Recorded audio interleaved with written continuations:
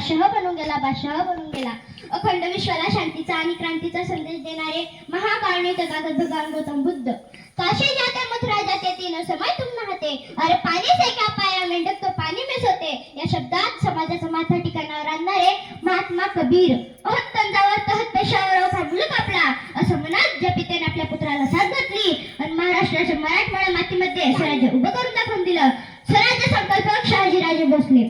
आजही वृक्षाचे नाव ऐकल्यावर आपल्या घराघरातल्या आईला असं वाटतं असा तर आमच्या पोटी जन्माला यायला हवा जगातील सर्वोत्तम पुत्र छत्रपती शिवाजी महाराज. ज्या राजपुत्राचे नाव ऐकल्यावर आपल्या तरुणांच्या रक्तामधील नसानसांमधील रक्त खवळून उठतं आणि ज्या राजाने आपल्या जगण्यामधून दाखवून दिलं की आम्ही चुकूनही मुंगीच्या वाटेला सुद्धा जात नाही, आमच्या वाटेला कोणी आलं तर आम्ही सिंहाचे दात मोजायला सुद्धा घाबरत नाही, हे दाखवून देणारा सर्वोत्तम राजा छत्रपती संभाजी महाराज. विद्येविना मती गेली, मतीविना नीती गेली, नीतीविना गती गेली, गतीविना वित्त गेले, वित्तविना शूद्र खचले, इतके अनर्थ एका विद्येने केले. या शब्दात विद्येचे महत्त्व जगासमोर मांडणारे महात्मा ज्योतिबा फुले. जगबद्दल घाव घालून गेले असं म्हणत सांगून गेले मला भीमराव असं म्हणत ज्या युगपुरुषाने शिवाजी महाराजांचा इतिहास महाराष्ट्रात नव्हे भारतात नव्हे तर रस्त्यापर्यंत जाऊन सांगितला ते लोकशाही रणभाऊ साठे. बाप हो जेवणाचं ताट मोडा, पोराले कपडे घेऊ नका, बायकोले साडी घेऊ नका, पण पोराला शाळेत शिकायला धाडा असा जगावेगळा संदेश देणारे राष्ट्रसंत गाडगेबाबा महाराज, संत सेवालाल महाराज, राष्ट्रमाता राजमाता महाजी भाऊसाहेब, श्री शिक्षणाचे देवता माता सावित्रीबाई फुले, महामाता भीमाई रमाई आंबेडकर, पहिल्या मुस्लिम स्त्री शिक्षिका फातिमा बीबी शेख.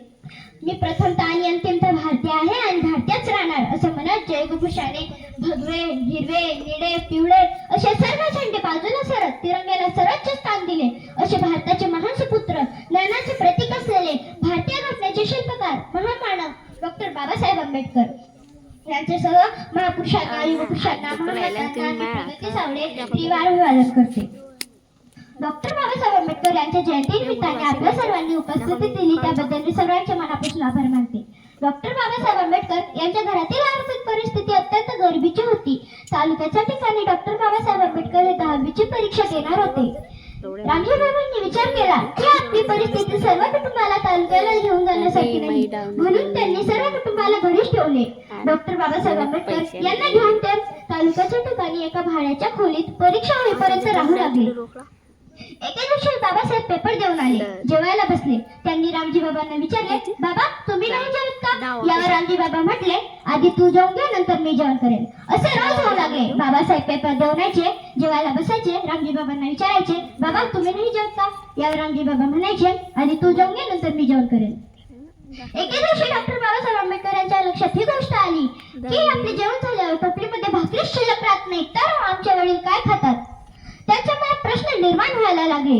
एके दिवशी रामजी बाबांना त्यांनी विचारले, बाबा माझे जेवण झाल्यावर टोपलीमध्ये भाकरी शिल्लक राहत नाही तर तुम्ही इतक्या दिवसांपासून काय खात आहे? तुम्ही उपाशी पोटी झोपत आहेत का? तुम्हाला भूक नाही का लागत? यावर रामजी बाबा म्हटले, भीमराव या भाकरीने माझी भूक भागणार नाही. जेव्हा तुम्ही खूप मोठे व्हाल आणि तुमच्याकडे बघताना मला मान वर करून बघावे लागेल, सर्व जग तुमचा जयजयकार करेल, तेव्हा माझी भूक भागेल, तोपर्यंत माझी भूक भागणार नाही. डॉक्टर बाबासाहेब आंबेडकर यांना वाचनाची प्रचंड आवड होती, पण पुस्तक खरेदी करायला देखील खिशात पैसे नसायचे. तरीही त्यांनी ज्ञानप्राप्तीची इच्छा कधीच सोडली नाही. एकदा पुस्तक हाती आल्यावर, वाचून झाल्यावर ते त्यांना कुठलाही मजकूर कोणत्या पानावर आहे हे तोंडी पाठ असायचे. इतके हुशार बुद्धीचे डॉक्टर बाबासाहेब आंबेडकर होते. पैदा न होता मसीहा तो खुशियों का सिलसिला नहीं होता, पैदा न होता मसीहा तो खुशियों का सिलसिला नहीं होता, बेरंग रहती थी जमीन अगर आसमान का रंग नीला नहीं होता, भारत तो कब का कंगाल है जो दोस्तों अगर भीमराव जैसा ही नहीं हिला नहीं मिला.